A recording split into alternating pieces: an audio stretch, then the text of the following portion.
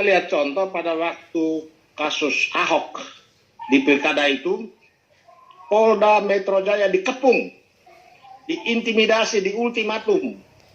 Dan kepungan dan ultimatum itu berlangsung terus sampai proses peradilan di sidang pengadilan pidananya pun intimidasi itu berlangsung. Politik identitas itu dilakukan tiap hari terus menerus. Nah, ini yang harus kita dorong, kita kawal aparat penegak hukum supaya bertindak objektif, netral, dan tegakkan hukum selurus-lurusnya. Iya.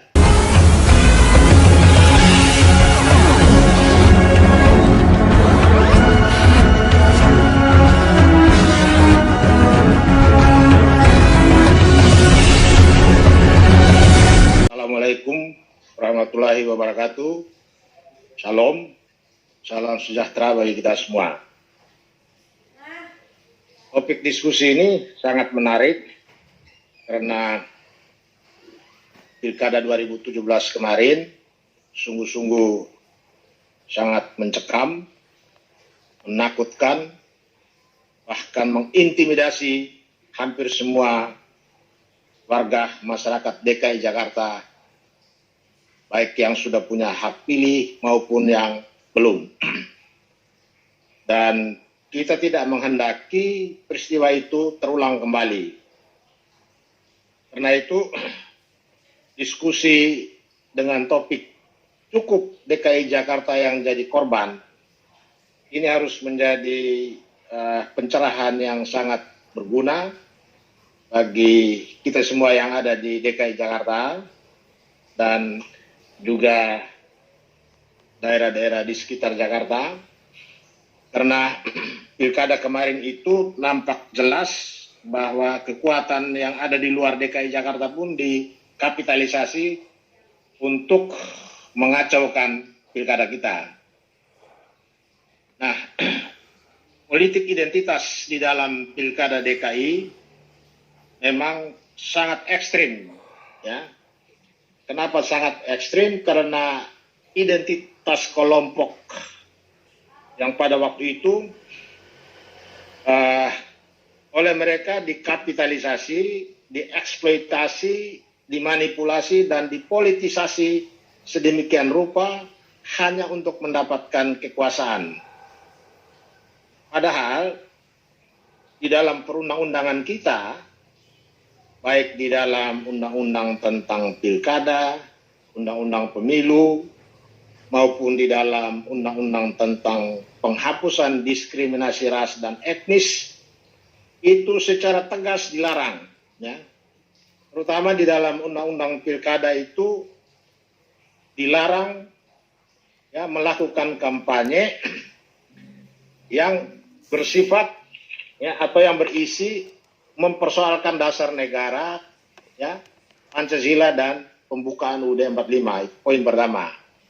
Kemudian dilarang juga menghina seseorang atau menghina kelompok berdasarkan agama, suku, ras, golongan, atau calon gubernur, calon bupati, calon wali kota, dan lain-lain. Kemudian dilarang menggunakan tempat ibadah dan tempat pendidikan. Dan masih banyak lagi. Tetapi 3 poin ini kaitannya dengan perilaku kampanye yang selalu atau yang senantiasa kita tonton bersama pada Pilkada DKI pada waktu itu.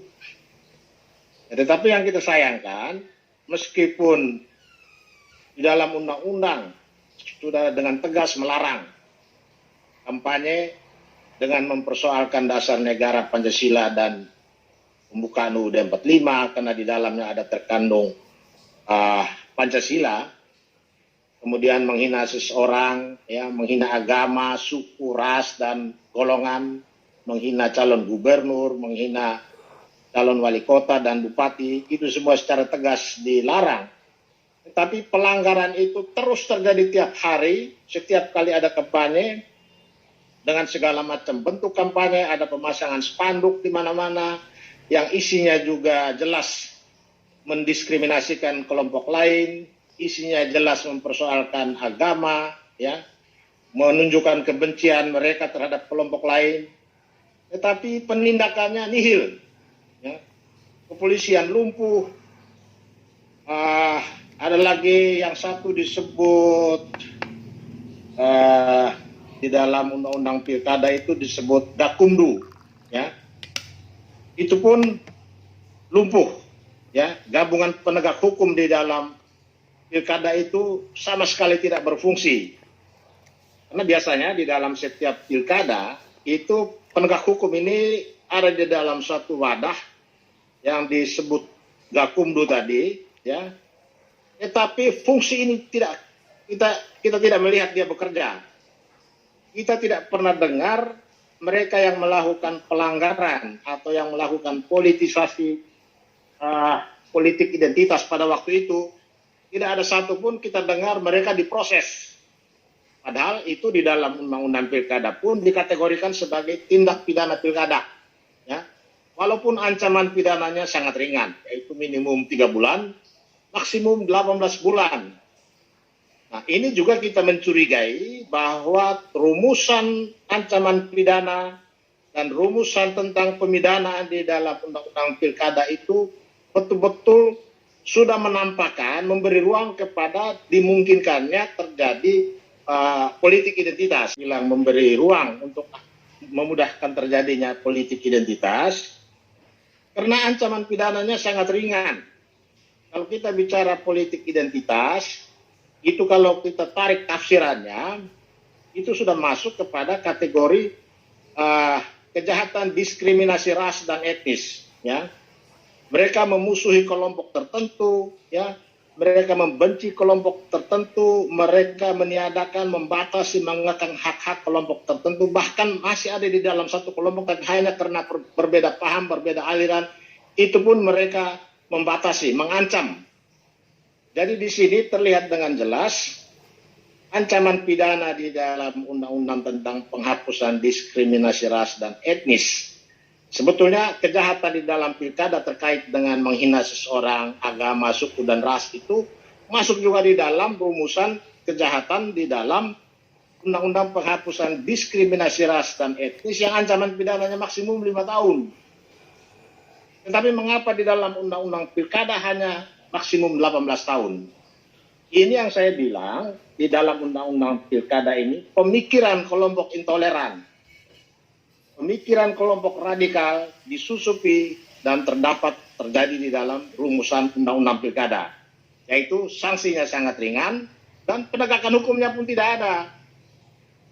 Seandainya pada waktu pilkada 2017 itu mereka yang melakukan pelanggaran, melakukan politik identitas ditindak secara tegas, saya pikir pilkada kita pada waktu itu relatif lebih baik, lebih bermutu. Tetapi karena penindakannya tidak ada, sementara pelanggarannya terjadi secara masif, itulah yang membuat pilkada DKI menjadi ancaman bagi kita semua, bahkan seluruh Indonesia. Karena walaupun terjadi politik identitas hanya di dalam wilayah hukum DKI Jakarta, tetapi karena Jakarta ini merupakan tempat segala suku ada di sini, maka warga masyarakat seluruh Indonesia cemas. Karena mereka pikir mereka punya saudara, mereka punya macam-macam, semua ada di Jakarta. Jadi apa yang terjadi di Jakarta, walaupun hanya menyangkut penduduk dengan jumlah sekitar 12 atau 13 juta, tetapi mereka sudah hitung bahwa ketika mereka berhasil mempraktekkan politik identitas dalam pilkada, maka dampak mencekam, mengancam, meneror seluruh warga masyarakat Indonesia dimanapun dia berada. Bahkan dunia luar pun menyoroti. Jadi menurut saya, jika kita ingin menghasilkan pilkada yang lebih bermutu, terutama di DKI di masa yang akan datang, maka sistem pemidanaan di dalam undang-undang pilkada, rumusan tentang segala bentuk kejahatan yang terkait dengan politik identitas yang mendiskriminasikan kelompok lain harus dirumuskan secara lebih tegas, lebih terperinci, sehingga ketika diterapkan tidak boleh ada satu orang pun lolos. Karena selama ini sudah rumusannya terlalu sumir, penegakannya tidak ada, sehingga kita lihat setelah terjadi pilkada, Di Pilpres pun berulang lagi. Dan tidak ada satupun di penjara akibat daripada itu. Nah, kita lihat setelah Pilpres, beberapa orang yang mencoba melakukan kejahatan yang hampir sama dengan politik identitas atau melakukan tindakan kejahatan yang sifatnya diskriminasi ras dan etnis, ada yang dipenjara. Dan setelah dipenjara, kita lihat suasana Jakarta dan Indonesia lumayan kondusif. Sehingga menurut saya hanya dengan penegakan hukum kita bisa menghasilkan pilkada yang bermutu, pilkada yang memberikan jaminan terhadap seluruh kelompok masyarakat, semua peserta pilkada dari partai apapun, dari kelompok masyarakat pendukung manapun, semua harus dijamin haknya yang sama. Saya kira itu saja. Terima kasih.